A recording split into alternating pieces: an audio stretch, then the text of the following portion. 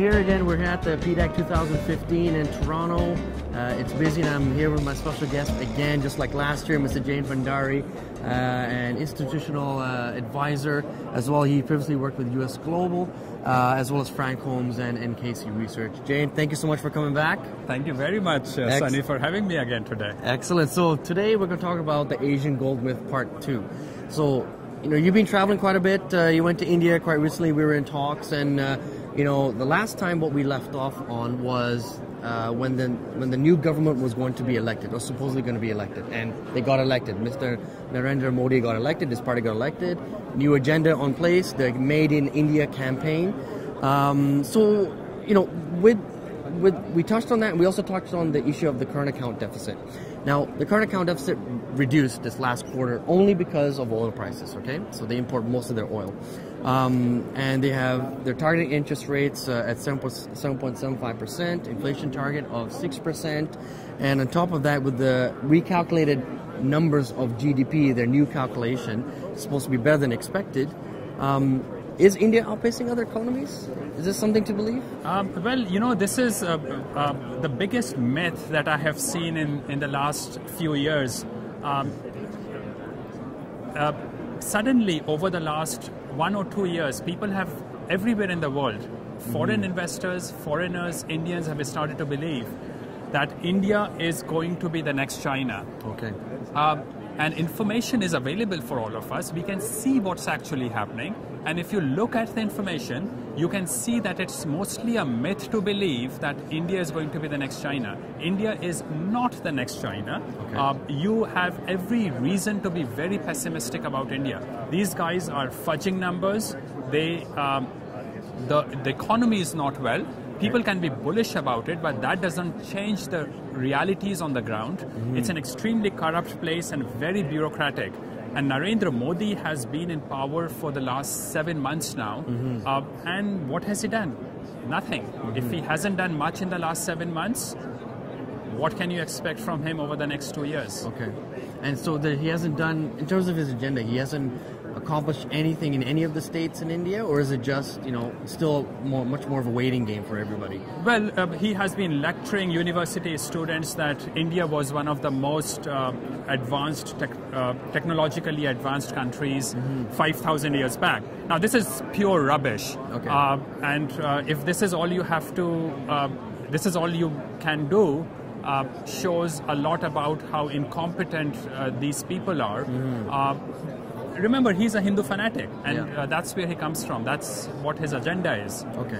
So going from there, the Indian government has, I guess we'll go to now in terms of gold demand for, Indian demand for gold. There were a lot of measures that were in place for importing gold. The 80-20 scheme. You can talk a little bit about that and define what that is exactly for our viewers here. That got removed in November, and then you had a 10% tax. It used to be 12%, I believe, and now they rolled it back to 10%. Several other measures in terms of how gold importers can import gold, how they can sell. For example, they just removed a new rule of which banks can now import gold coins and medallions. However, they cannot sell it. So they can import it, but they can't sell it, which I don't understand. In summary, smuggling is still rampant. Will we see an increase in gold purchases then by Indians, regardless of these measures being removed? Okay, so Sunny, the reason why you fail to understand this is because you fail to understand that every measure is driven by the fact that they want to collect more bribes. Mm-hmm. Every rule, every regulation comes into picture just because it allows the bureaucrats and politicians to collect more bribes. Mm-hmm. Today, smugglers and politicians and bureaucrats are extremely happy because they are all sharing from the loot that smugglers are making through the smuggling that's happening. Right. What the future looks like for this import duty, the problem is that the traders and the jewelers are among the biggest voting bloc of the Modi government. So now they are facing pressures from the traders to reduce the duty From what I know, the budget came in the budget that came in yesterday. I don't think they have reduced the duty. They might still do it in the next few days. But I don't think that will have a significant effect on the volume purchased by Indians. Even if they reduce the duty, it will only make a difference of 5 or 6% in the price of gold. And I don't think that will make a huge dent in the consumption of gold in the country. Having said this, I think Indians should be buying a lot of gold. Okay, and why is that then? And the reason is that, as I have said so far, I'm very pessimistic about the Indian economy. People have romanticized India over the last 2-3 years in the West and in India, and I think the realities will start kicking in the next few months. The stock market is now trading at over 29,000, and I think there is every reason for me to believe that it will fall significantly over the next few months. Right. When that falls, people will start looking at ways to protect and hedge their wealth against inflation. So I think they should be buying gold in Indian rupee today. Remember, despite all this romanticism and despite the fact that oil prices have fallen by 50%, which you rightly said is the biggest import of India, Indian currency... I think they import 70% or 60% of oil. Something like that. Yeah. Sorry, go ahead. Despite all that, Indian currency has fallen about 7% in the last 6-7 months during the reign of Modi. Yes. So you can imagine, had oil not fallen, Indian currency would have fallen a lot more. So my view is that in Indian rupee, gold price will increase because that's one of the only places for Indians to secure their wealth. So, on top of that, I know last year we even touched upon Indian. It's with gold being ingrained in our culture. Is it still the same? Has anything changed from that? Well, I mean, one has to understand that most of these developing countries, from China to India to Africa, East Europe, they are becoming extremely consumerist societies. So they have picked up the bad habits from the Western countries, not the good habits though, which means that they now consume just about everything that they earn, which means that their savings are very low. When I was growing up, owning a car meant that you were a very rich person. Today, it usually means you're bankrupt. So people don't really have much savings. And if they don't have much savings, they can't really invest much for the future. Okay. So you anticipate that Indians will be buying more gold. How about silver? I think primarily, in terms of gold, because silver market is so difficult to understand because of the fact that a lot of silver goes into things other than for investment purposes.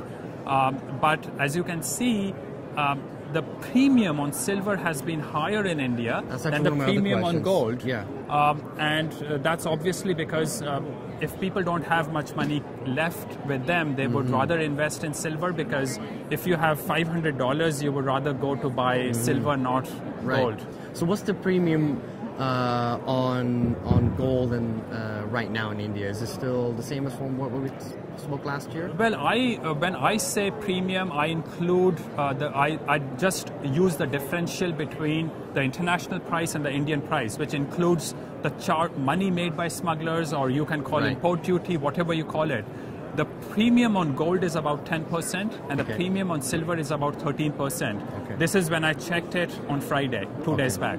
Interesting. So what we can expect going forward is more of the Indian economy. They recalculated numbers is not exactly what we will see in the next fiscal period here.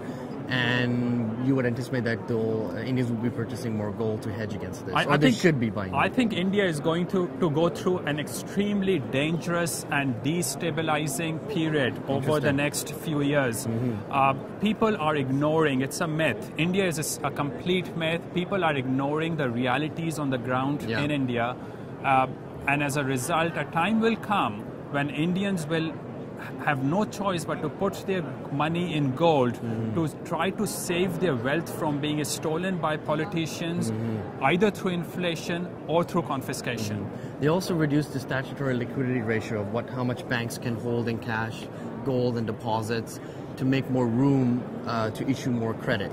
And I guess that's probably another reason why they would eventually look to invest in gold. Well, they play around with all these things to put on a facade that they are doing something, but they can do nothing unless they actually try to improve the way Indian economy works, which is to reduce corruption, to reduce the red tape, but no one is doing it. There's nothing happening. Corruption is worse than ever, and bureaucracy is worse than ever. So people talk about Modi trying to reduce corruption. I see corruption everywhere. Everyone wants bribe in that country. Well, I guess we'll see at the end of this year when the current account deficit numbers come again in the next quarter. There's forecasts of 0.3% surplus.